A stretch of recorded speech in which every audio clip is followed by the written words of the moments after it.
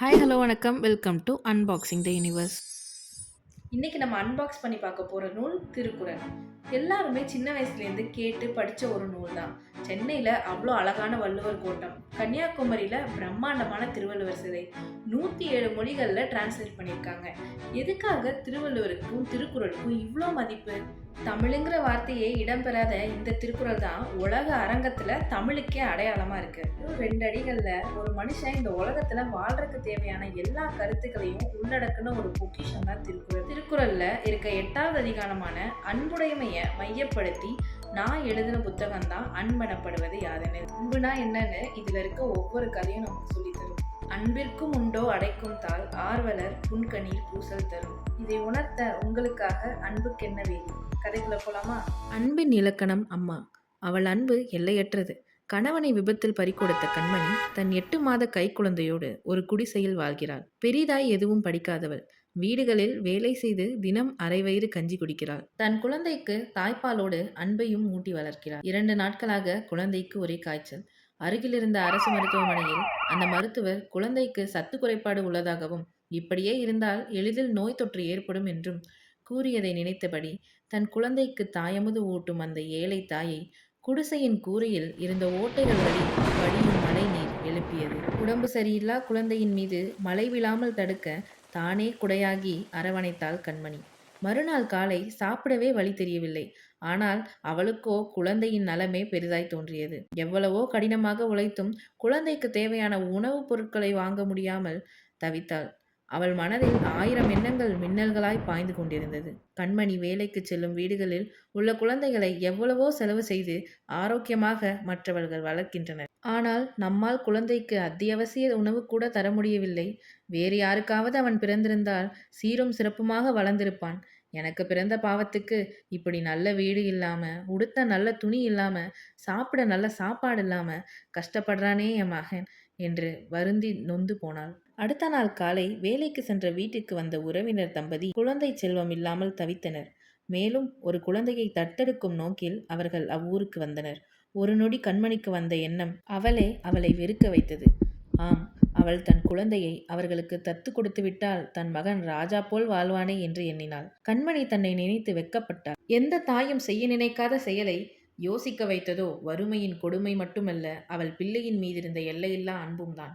தன் மகன் தன்னுடன் இல்லாவிட்டாலும் எங்கோ நன்றாக வாழ்ந்தால் போதும் என்று எண்ணும் அவல நிலைக்கு அவளை தள்ளியது இந்த சமூக நிலைப்பாடும் தான்.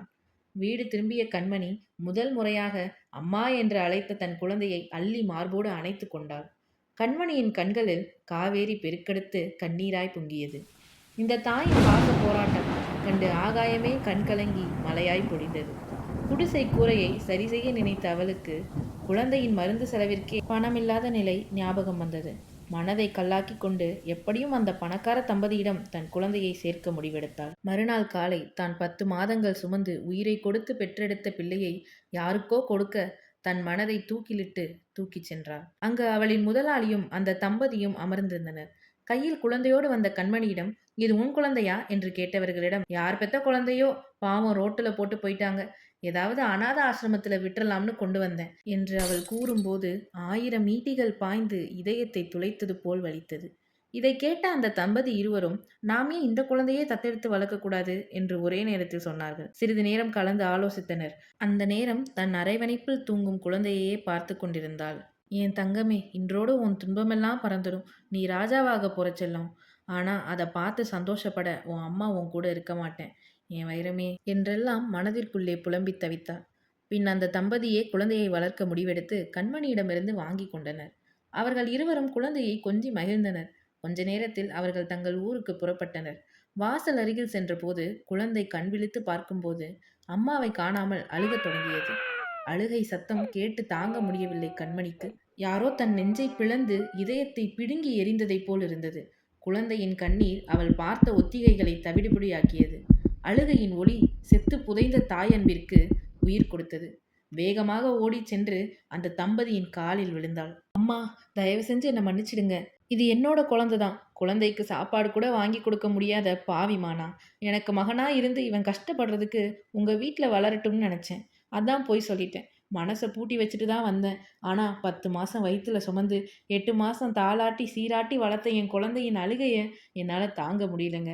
என் குழந்தைய விட்டு என்னால வாழ முடியாது என்று கதறினாள் கண்மணி.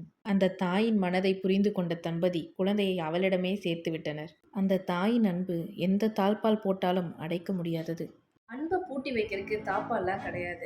நம்ம அன்புக்குரியவங்களோட கஷ்டத்தை பார்க்கும்போது அது கண்ணீர் துளியா வெளியே வரும். எல்லா உறவுகளுக்குள்ளேயும் அன்பு இருக்கு. அதுலயும் அம்மாங்கிற உறவு ரொம்ப சிறந்தது. அன்புக்கு எதிர்பார்ப்பும் கிடையாது, எல்லைகளும் கிடையாது. எல்லாருக்கும் அவங்க அம்மா தான் உலகத்திலே பெஸ்ட் மதர். எனக்கும் அப்படிதான். அதனாலதான் என் பேருக்கு பின்னாடி எங்க அம்மா பேரான அங்கையர்கண்ணியை சேர்த்து சொல்றதுல எனக்கு எப்பயுமே பெருமை. இந்த வீடியோ உங்களுக்கு பிடிச்சிருந்தா லைக் பண்ணுங்க, ஷேர் பண்ணுங்க, சப்ஸ்கிரைப் பண்ணுங்க. உங்களிடமிருந்து விடைபெறுவது பிரீத்தி அங்கையர்கண்ணி.